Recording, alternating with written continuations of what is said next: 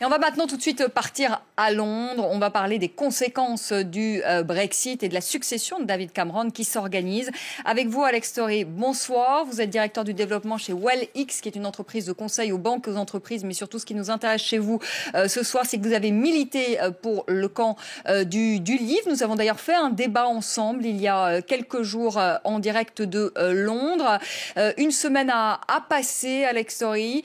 Plus d'une semaine maintenant, 10 jours. On voit Boris Johnson, qui était quand même le leader du Leave, Nigel Farage également, tous les partisans du Brexit qui quittent aujourd'hui le navire. Est-ce que c'est pas irresponsable? Moi, je suis encore là. Donc, non, tout va bien. Non, il s'est passé pas mal de choses. Il y a eu des surprises, évidemment. Tout va bien. Ça, c'est vous qui dites que tout va bien. Nous, vu de loin, on a le sentiment que tout ne va pas bien du tout. Oui, alors donc c'est intéressant de parler de Nigel Farage. Nigel Farage, c'est quand même quelqu'un qui n'a jamais été dans la Maison des communs et qui a, avec sa propre personne, forcé le référendum sur la Grande-Bretagne. Et ça, à mon avis, c'est la raison pour laquelle il a arrêté de militer. Il a fait ce qu'il a pu en dehors de la Maison des communs. Pour Boris Johnson, c'est vrai que c'était une surprise, mais aussi la surprise, c'était que Michael Gove, qui était son compère pendant la campagne, s'est retourné contre lui. Ça, c'est ce qui a fait que Boris Johnson n'est plus dans le running pour la leadership, pour la tête du parti. Mais d'une certaine façon, il y a deux personnes très attractives qui sont maintenant en position de tête, c'est-à-dire il y a Theresa May et il y a Andrea Leadsom, qui sont deux personnes très charismatiques. Évidemment, ce qui s'est passé, c'est que David Cameron a donné sa démission. Et après ça, évidemment, il n'y a plus de gouvernement en Grande-Bretagne qui fonctionne vraiment. Donc, il faut voir qu'il y a une période politique d'instabilité, mais on a aussi vu dans les marchés financiers que la bourse est revenue à des taux qui sont beaucoup plus hauts que ceux d'avant du référendum. Donc, en fait, les marchés, les fondamentales de l'économie britannique sont encore là, ils sont encore très bons pour le business. Il y a aussi quelque chose d'important à voir, c'est que la Grande-Bretagne n'a pas perdu la destination du business. C'est un pays très agréable pour les gens qui veulent faire du commerce ici.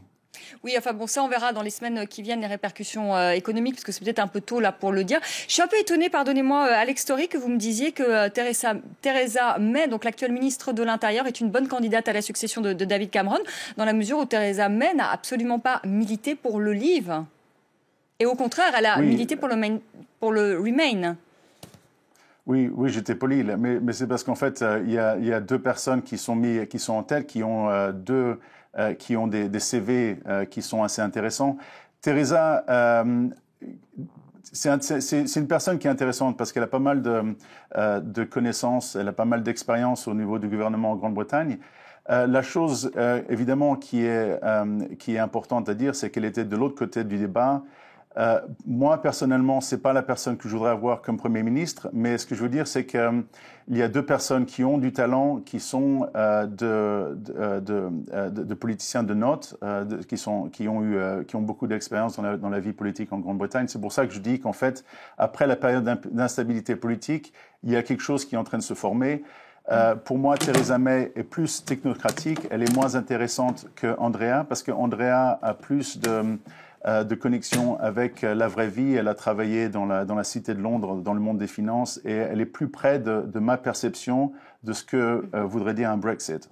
Alex Story, est-ce que les partisans du Leave dont vous faites partie ne se sont pas quand même moqués du monde, moqués des Britanniques et ne tiennent pas aujourd'hui leurs promesses? Par exemple, sur le site du camp du Leave pour lequel vous avez milité, on ne trouve plus, par exemple, ces 350 millions de livres que vous aviez promis qui seraient versés au système de santé britannique et plus à l'Union européenne. On ne voit plus cette promesse sur le site du camp du Leave.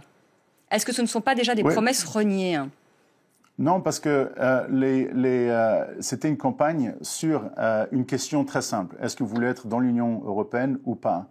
C'était pas un système, c'était pas un gouvernement qu'on était en train d'élire, c'était vraiment une question binaire sur un point de constitutionnel. Il y avait des promesses. Pardonnez-moi Alex Story, mais il y a quand même eu des promesses. Il y a des promesses qui ont été faites sur l'argent versé à Bruxelles et il y a des promesses également qui ont été faites sur l'immigration, où vous avez dit nous allons stopper l'immigration. Or, aujourd'hui, vous revenez sur ces promesses-là. Et c'était quand même les 2 promesses majeures qui ont été faites à ceux qui ont voté Leave. Ce qui est intéressant avec ce débat, c'est qu'en fait, la question a été posée, la réponse était un non. Il y a eu un changement, ce qui est en fait qui est assez intéressant, c'est stratégiquement, c'est le Remain camp, c'est le camp de ceux qui voulaient rester dans l'Union européenne, qui ont un message plus simple maintenant. Le problème qui était toujours là avec les gens de Leave, on en avait parlé la semaine dernière, c'est que c'est une confédération de points de vue différents. Et c'est en fait la difficulté en fait maintenant, c'est de trouver un leader qui va pouvoir mettre en place un système ou un plan politique. Et c'est pour ça qu'il y a des débats entre les 5 personnes qui sont en train de se présenter pour la tête du parti. Il y a Andrea qui a dit l'immigration, ça va être quelque chose d'important pour elle. Theresa May a fait la même chose, mais il y a plusieurs schémas qui sont possibles. Donc c'est pas vraiment une question d'avoir été malhonnête ou de pas répondre aux questions. C'est simplement que les gens qui sont maintenant en tête de la recréation d'un gouvernement en Grande-Bretagne doivent vendre leur vue aux membres du Parti conservateur. Et c'est ça, en fait, qui va décider qui va être Premier ministre en Grande-Bretagne en septembre. Ouais. Alex Story, la dernière fois sur le plateau, vous avez vanté les qualités de Boris Johnson. Est-ce que vous vous sentez trahi par l'ancien maire de Londres ? Mais en fait, un petit peu. Bah oui, on peut se dire la vérité. Trahi, c'est un grand mot. Alors, ce que j'aurais plus dit, c'est que j'étais surpris parce que si quelqu'un veut s'est battu tellement, a mis sa vie politique sur l'échafaudage, on va dire, il faut aller jusqu'au bout. Il faut pas laisser tomber parce que les choses sont un peu plus difficiles qu'on pensait. Et en fait, la révélation pour moi et pour beaucoup, c'est qu'en fait, par son admission qu'il pouvait plus le faire, en fait, il a montré qu'il n'était pas capable, ou il voulait pas, ou il sentait qu'il n'avait pas ce qu'il fallait pour être Premier ministre de la Grande-Bretagne. Si c'était à refaire, Alex Story, si c'était à refaire, allez, on se dit encore la vérité, si c'était à refaire 10 jours après ce référendum, est-ce que vous le referiez ? Si je ferais le référendum tout seul? Non. Est-ce que vous referiez? Est-ce que vous seriez prêt à refaire un référendum? Est-ce que vous pensez finalement que ce référendum a été une bonne idée? Est-ce que ça serait encore à refaire selon vous? Oui, c'est un peu comme une séquence de film. Il y a Die Hard 1, 2 et 3. Le premier, c'est toujours le meilleur. Ouais, donc vous n'avez pas de regrets.